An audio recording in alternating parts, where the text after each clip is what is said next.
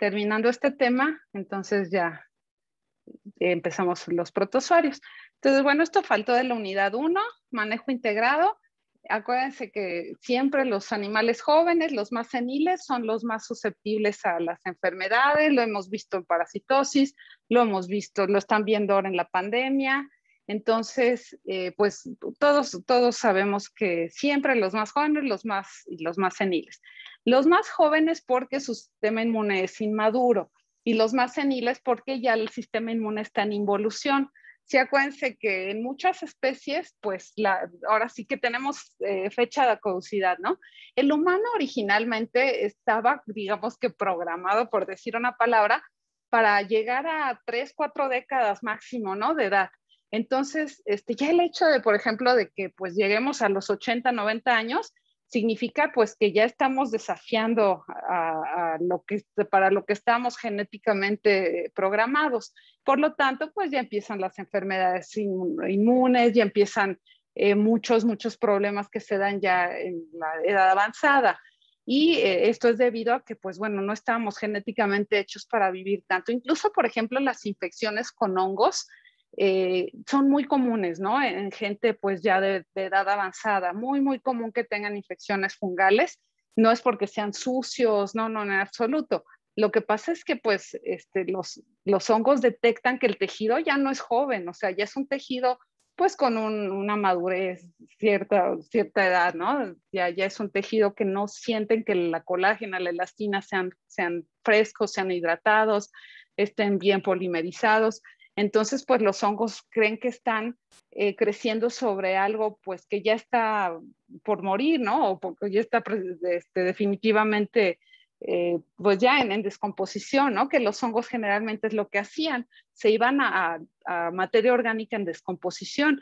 Entonces, pues por eso, o sea, la naturaleza a veces pues sigue funcionando y nosotros la desafiamos. Y ahora hasta, ¿no? Que una señora en China murió a los 130 años y todo. Entonces, imagínense todo eso después de que estamos genéticamente programados para ciertos años en este planeta, pues todo eso desafía al sistema inmune, desafía pues las articulaciones, las enfermedades inflamatorias, la susceptibilidad al cáncer. Entonces, pues generalmente por eso vemos aquí adultos inmunocomprometidos. ¿Sí? O sea, ¿por qué? Porque ya su sistema inmune está involucionando. O bien, después son adultos con problemas cardíacos, diabetes, problemas neurodegenerativos, pueden estar con alguna otra infección. Y también tenemos en el caso de humanos, ¿no? En el caso de animales, pues generalmente inmunocomprometidos estamos hablando de otra infección. O sea, que tengan una enfermedad viral, una enfermedad bacteriana, pues hasta por hongos. Porque pues en animales, acuérdense que con excepción de los animales de compañía, pues no vamos a ver frecuentemente una vaca con cáncer, ¿no? Una vaca con diabetes, pues no, porque no les damos el tiempo suficiente para desarrollar este tipo de enfermedades neurodegenerativas. Entonces, en este caso, en medicina veterinaria, inmunocomprometido se refiere a que esté con otra infección. Y pues los que están en ambientes sumamente contaminados. Entonces, pues obviamente si no remueven las excretas con frecuencia, esto puede ser en un potrero. ¿Por qué? Porque se les descompuso el tractor o porque el tractorista no quiso ir a trabajar. Entonces, todo eso hace que se llene de excretas el ambiente y entre más excretas, pues más parásitos. Y pues hablemos, por ejemplo, de un criadero, de un refugio de animales, de un lugar donde ustedes llevan a sus mascotas para una pensión. Y pues a veces hay quienes ni siquiera les limpian las jaulas, ¿no? Porque lo que quieren es estar cobrando y cobrando más perritos que les dejen en pensión y pues ahí le cambian el periódico. O sea, eso es lo que hemos visto. Quitan el periódico, ponen otro periódico, pero no lavaron con cloro, no desinfectaron correctamente, ¿no? Entonces, eso es una alta presión de ambientes contaminados. Esto es muy común en parasitología. Pocos huéspedes tienen muchos parásitos y muchos huéspedes tienen pocos parásitos. Entonces, esto es muy común. En parasitología no existe esto, que es la normalidad que ustedes vieron en estadística, ¿sí? La distribución normal. No, en parasitología va a estar siempre cargada esta curva hacia uno de los dos extremos. O sea, va a haber pocos, por ejemplo, pocos cabritos con muchísimos parásitos y muchas cabras adultas con pocos parásitos. Entonces va a estar cargada esta curva hacia un lado. Por lo tanto, si ustedes algún día tienen intención de hacer tesis o de hacer un posgrado en parasitología, las técnicas, las pruebas estadísticas que tienen que hacer son las no paramétricas, porque nunca van a poder hacer una prueba paramétrica si antes no normalizan la distribución. Entonces, sí, a lo mejor puedo hacer un test student, pero antes tengo que transformar las cargas de parásitos al logaritmo para lograr una distribución normal. Pero si no transformo al logaritmo y me quedo con las cargas normales de parásitos, voy a tener que usar pruebas no paramétricas. Sí, entonces, eso es muy, muy común en parasitología. Y esto, pues, es bueno, ¿no? O sea, imagínense, esto es muy distinto a lo que estamos viviendo ahora en la pandemia, está viral. En esta pandemia viral es esto, o sea, es una distribución normal. Muchos tienen mucha carga viral, ¿no? Y pocos tienen poca carga. Eso es lo que hemos estado viendo por lo menos en nuestros semáforos epidemiológicos, boletines epidemiológicos, ¿no?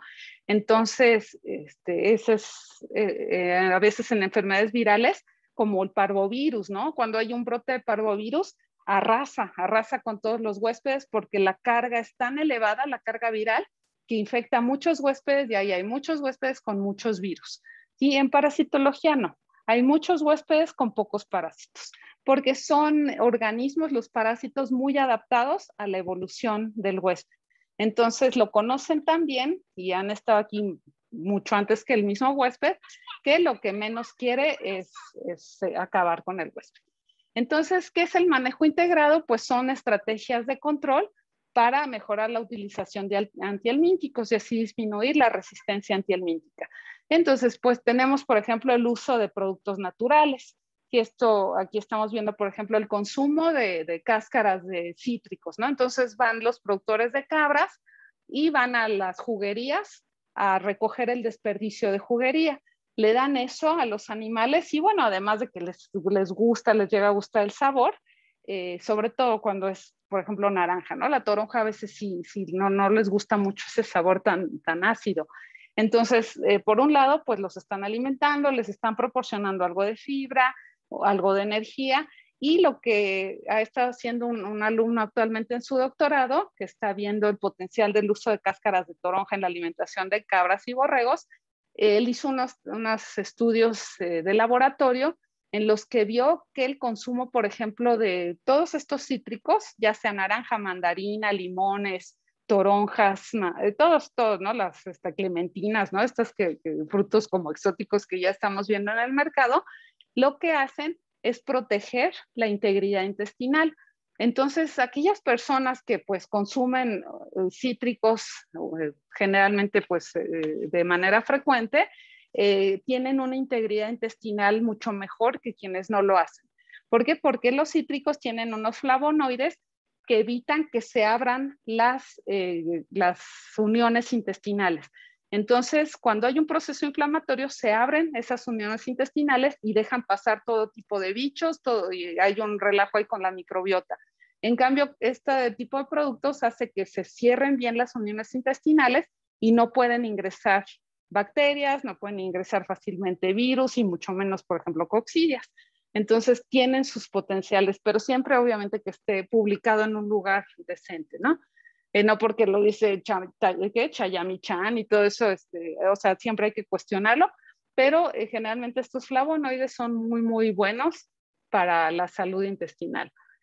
Y bueno, hay que combinar varios métodos, no nada más depender y confiarnos en los antihelmínticos, en los antiparasitarios, no es posible, hay que combinar varios métodos de control de parásitos y lo más importante, pues dejar que quede cierta carga siempre en el ambiente. No es muy, muy malo eso de esterilizar pasturas, esterilizar corrales, porque bueno, a lo mejor pues sí, ya dejamos 0 parásitos en el corral o en el potrero, o es más, si estamos hablando hasta de perros, ¿no? Ya limpiamos todo, pero a veces es bueno que tengan contacto para que puedan tener cierta inmunidad para un desafío posterior, porque a lo mejor esta cabra pues creció en una pastura estéril, nunca se parasitó, pero qué tal si en una feria ganadera la vendemos y la llevan a un lugar muy contaminado, pues como no tuvo una exposición previa, no hay una inmunidad buena y va a morir al primer bocado de pasto, ¿no? Entonces, lo ideal, sobre todo en rumiantes, es dejar cierta carga. Entonces, bueno, aquí lo que podemos observar es que tenemos la fase, por ejemplo, de vida libre, ¿no? Aquí están los parásitos en la vida libre. ¿Y cómo los podemos tratar? Rotando las praderas, pastoreo alternativo, poner distintas especies de huéspedes en las praderas. Por ejemplo, si hay muchos parásitos que afectan rumiantes, pues vamos a poner ahí caballos. Si hay muchos parásitos que afectan solo borregos y cabras, metemos vacas. Entonces la vaca va a consumir la fase infectante y no le va a hacer el daño que le haría un borrego y le estamos diluyendo las cargas a las otras especies.